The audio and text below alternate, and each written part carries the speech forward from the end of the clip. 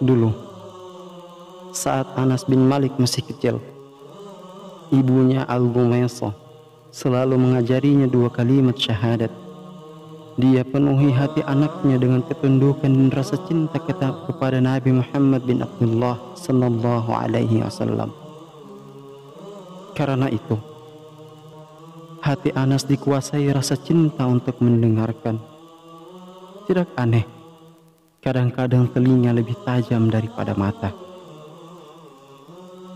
Betapa anak kecil ini sangat ingin pergi ke Mekah untuk bertemu nabinya.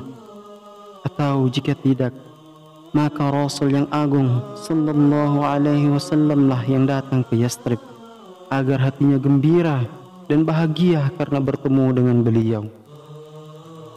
Tak lama kemudian, beredar berita di Yastrib bahwa Nabi sallallahu alaihi wasallam dan sahabat beliau Abu Bakar As-Siddiq sedang dalam perjalanan menuju ke sana. Segera saja kegembiraan memenuhi setiap rumah, kebahagiaan meliputi setiap jiwa. Ketika itu, hati dan jiwa setiap orang seolah terikat dengan sebuah jalan yang diberkahi, jalan yang akan dilalui oleh Nabi sallallahu alaihi wasallam dan sahabatnya saat menuju ke Yastrib. Setiap pagi, seiring mulai terbitnya sang surya, beberapa anak muda menyebarkan berita, Muhammad datang, Muhammad datang. Bergegas Anas bersama anak-anak lain berlari menuju jalan itu. Namun dia tidak melihat apa-apa. Dia pun pulang dengan hati gundah gulana dan sedih. Hingga di suatu pagi yang segar, di pagi hari nan indah, beberapa orang berkata, Muhammad dan sahabatnya hampir sampai ke kota ini. Mendengar berita itu, beberapa orang bergegas menuju jalan yang akan dilalui oleh Nabi sallallahu alaihi wasallam, Nabi pembawa petunjuk dan kebajikan. Mereka berlomba, berlari, berkelompok-kelompok. Di antara kelompok-kelompok itu ada anak-anak. Dari wajah mereka terpancar kegembiraan. Hati kecil mereka diliputi kebahagiaan dan jiwa mereka dipenuhi semangat. Di antara anak-anak itu terdapat Anas bin Malik Al-Ansari. Akhirnya, Rasulullah sallallahu alaihi wasallam dan sahabat beliau Abu Bakar As-Siddiq sampai juga. Keduanya berjalan di antara orang-orang yang berdesakan, kaum laki-laki dan anak-anak. Sementara para wanita tetap tinggal di rumah masing-masing. Anak-anak perempuan mereka naik atap-atap rumah. Mereka melihat dari kejauhan, seraya bertanya-tanya, mana beliau? Mana beliau? Hari itu adalah hari yang dipersaksikan. Seumur hidupnya, selama hampir 100 tahun, Anas selalu mengingat hari yang mulia itu. Ketika itu, Nabi sallallahu alaihi wasallam hampir tiba di Madinah. Al-Ghumaisah binti Milhan, ibu Anas, datang menyambut Rasulullah sallallahu alaihi wasallam bersama anaknya Anas. Ia berjalan di depan ibunya. Rambut depannya bergerak ke kiri dan ke kanan. Al-Ghumaisah memberi salam kepada Nabi sallallahu alaihi wasallam dan berkata, "Wahai Rasulullah, semua orang Ansar, baik laki-laki maupun perempuan, telah memberimu sebuah hadiah berharga. Sementara aku tidak punya, kecuali anakku ini. Ambillah, izinkan dia menjadi pelayanmu." Lalu Nabi sallallahu alaihi wasallam menghampiri Anas kecil dengan wajah ramah. Beliau membelai kepala Anas dengan tangan beliau yang mulia.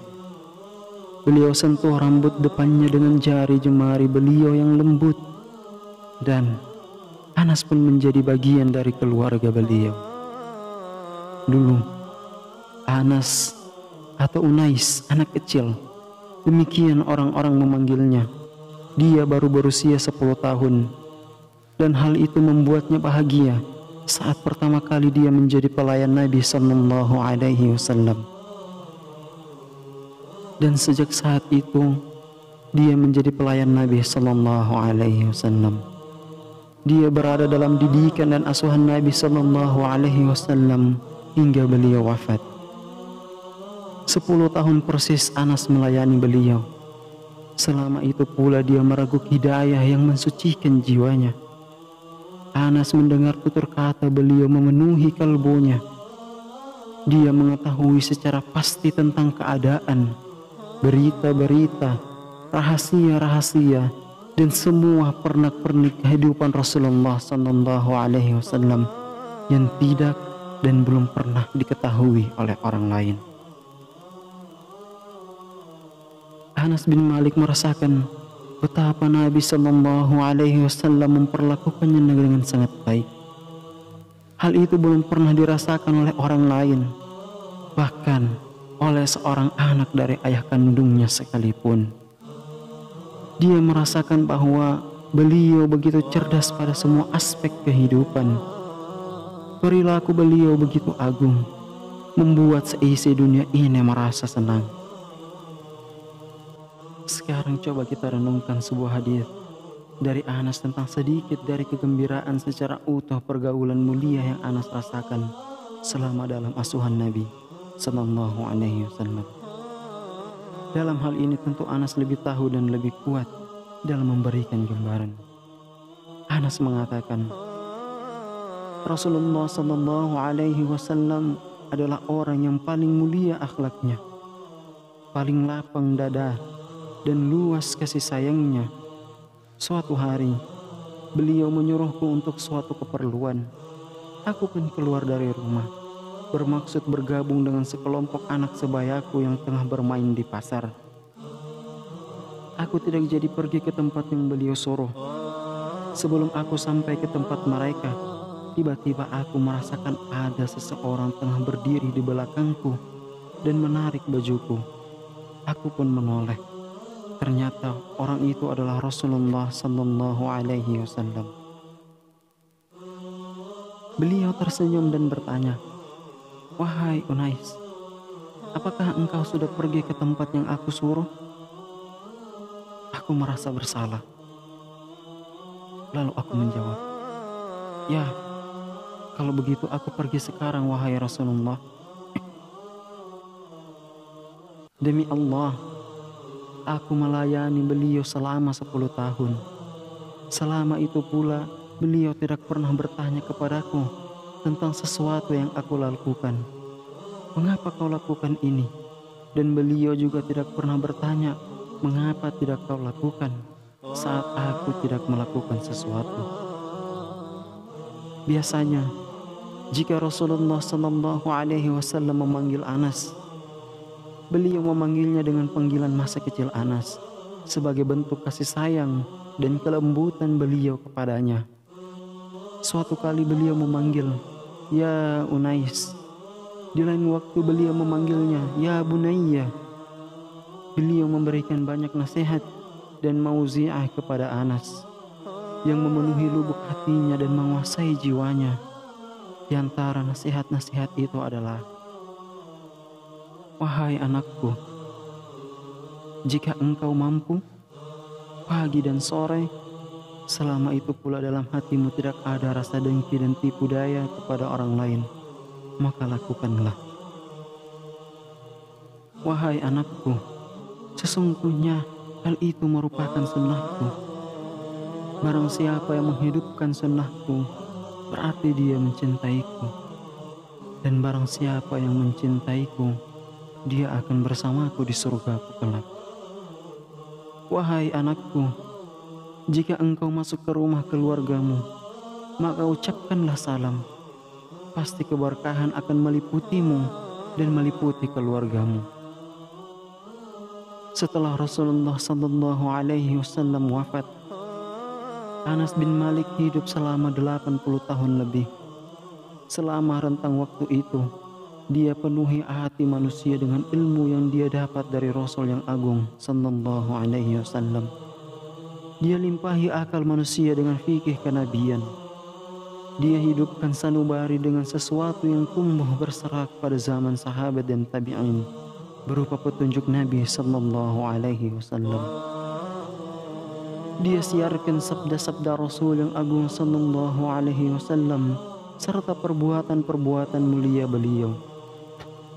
Sepanjang hidupnya, di rentang umurnya yang panjang itu, Anas bin Malik menjadi rujukan bagi kaum muslimin. Mereka datang kepadanya manakala mereka menemui masalah yang pelik. Mereka sengaja datang kepada Anas manakala akal pikiran mereka terasa buntu, tak mampu memahami suatu hukum. Karena itu, ketika beberapa orang yang berdiskusi dan mereka mulai berdebat tentang adanya telaga Nabi Sallallahu Alaihi Wasallam pada hari kiamat, lalu mereka bertanya kepada Anas tentang hal itu, maka jawabannya, "Aku tidak yakin bahwa aku masih hidup saat orang-orang seperti kalian berselisih paham tentang telaga itu. Sungguh, telah aku tinggalkan di belakangku beberapa orang wanita tua. Tidak satupun dari mereka yang sholat, kecuali masing-masing dari mereka pasti memohon kepada Allah agar Dia berkenan memberi mereka minum dari telaga Nabi Sallallahu Alaihi Wasallam tersebut kelak pada hari kiamat." Sepanjang hidupnya, Anas bin Malik hidup dengan membawa banyak kenangan bersama Rasulullah Sallallahu Alaihi Wasallam. Anas sangat bahagia ketika untuk pertama kalinya dia bertemu dengan beliau. Dia sangat sedih dan berurai air mata manakala dia berpisah dengan beliau. Dia pun sering mengulang-ulang sabda beliau. Dia adalah orang yang sangat bersemangat dalam meneladani perbuatan dan tutur kata beliau. Mencintai apa yang beliau cintai, membenci apa yang tidak beliau senangi. Ada 2 hari dari hari-hari dalam hidupnya yang selalu dia ingat, yaitu hari di mana untuk pertama kalinya dia bertemu dengan Rasulullah Sallallahu Alaihi Wasallam dan hari untuk terakhir kalinya dia bertemu dengan beliau. Saat dia ingat hari pertama berjumpa dengan beliau, dia merasa bahagia, seakan-akan hari itu dia mencium bau yang harum semerbak. Dan manakala terlintas dalam hatinya hari kedua, hari pertemuan terakhirnya dengan beliau, dia pun bersedih dan menangis yang menyebabkan orang lain menangis pula. Betapa sering dia berkata, "Aku telah melihat Nabi Sallallahu Alaihi Wasallam pada hari beliau datang ke negeri kita. Dan aku pun melihatnya saat beliau wafat. Aku rasa tidak ada hari yang sebanding nilainya dengan 2 hari tersebut. Di hari beliau masuk ke kota Madinah, segala sesuatu terasa bersinar dengan terangnya. Dan pada hari di mana beliau pergi ke keharibaan Tuhannya, segala sesuatu terasa gelap dan kelam. Pandangan terakhirku terhadap beliau hari itu, hari Senin, saat kelambu kamar beliau tersingkap, aku lihat air muka beliau bagaikan kertas. Ketika itu, orang-orang tengah berdiri berbaris rapi di belakang Abu Bakar. Mereka tertegun memandang beliau. Hampir saja mereka tergoncang dan berhamburan. Namun Abu Bakar memberi isyarat seolah-olah dia berkata, "Tetaplah kalian berbaris." Di sore hari itu pula Rasulullah Sallallahu Alaihi Wasallam wafat. Kami tidak pernah memandang sesuatu yang lebih menakjubkan daripada wajah beliau Sallallahu Alaihi Wasallam saat kami menaburkan tanah ke jenazah beliau. Lebih dari sekali Rasulullah Sallallahu Alaihi Wasallam berdoa untuk Anas bin Malik. Salah satu doa beliau untuknya adalah, "Ya Allah, anugerahilah dia, harta dan anak keturunannya, dan berkahilah dia." Allah pun menjawab dan mengabulkan doa Nabi-Nya Sallallahu Alaihi Wasallam. Maka jadilah Anas sebagai salah seorang dari kaum Ansar yang memiliki banyak harta dan keturunan, hingga dia mengetahui bahwa anak dan cucunya berjumlah 100 orang lebih. Dan Allah pun memberkahi umurnya hingga dia hidup selama 1 abad lebih 3 tahun atau 103 tahun. Anas adalah orang yang sangat berharap memperoleh syafaat Rasulullah Sallallahu Alaihi Wasallam kelak pada hari kiamat. Seringkali dia mengatakan, "Sungguh, aku berharap pada hari kiamat kelak dapat berjumpa dengan Rasulullah Sallallahu Alaihi Wasallam." Lalu aku berkata kepada beliau, "Wahai Rasulullah, ini aku, pelayan kecilmu dulu." Ketika Anas bin Malik sakit keras menjelang wafat, dia berkata kepada keluarganya, "Talqinlah, bimbing aku untuk mengucapkan La ilaha illallah Muhammadur Rasulullah."